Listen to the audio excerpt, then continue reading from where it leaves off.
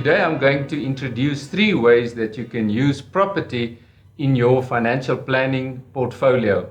Now, just to step back a little bit, 30 to 40 years ago, property was arguably the one asset class that people used to build wealth successfully over time. Times have changed and things have been quite different since 30 or 40 years ago. But there's still 3 ways that you can use property successfully in your financial planning portfolio. Now, the first one, and many of you will know that, and many of you normally think that that's the best and the only way, and that is the buy to let property. The inherent qualities of property is the fact that you get an stable income over time, and that income can also increase, and that is why property is so successful if it's used properly in your portfolio. So the buy-to-let market is the first place that people think and they start utilizing property as a retirement planning tool. Now, it's a great tool, but there's also a lot of risks inherent to that. Today, you don't always see people maintaining the property properly. So what happens is they don't have enough capital for the upkeep of the property, and that can lead to them actually losing that property in the long term. It is still a very viable option, but I would say the second option is even better than that. And that is to let a fund manager include property in your portfolio. What they do is they analyze the listed property on the Johannesburg Stock Exchange, and they will use the best properties in your portfolio. Now, normally, people only include, or these fund managers only include about 5% of listed property in your portfolio. But the benefit is the fact that they are experts in actually establishing which of the property companies would be best in your portfolio.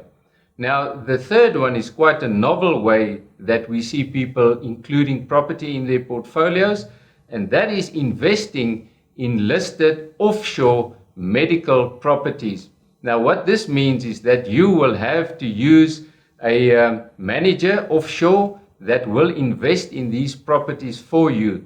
The great advantage of that is that you get a stable income of about 8% per annum, and that income will also increase as the property and the income that the property owners receive, as that increases over time. The benefit of having offshore property in your portfolio is the fact that with the rand's depreciation, that income can escalate quite dramatically. So if you take, for instance, if the rand dollar exchange rate is around about 14, where it is currently at the moment, and the long-term prospects for the rand could be going up to 15 to 16%, we see that normally the rand depreciates at roughly 5.8% over time.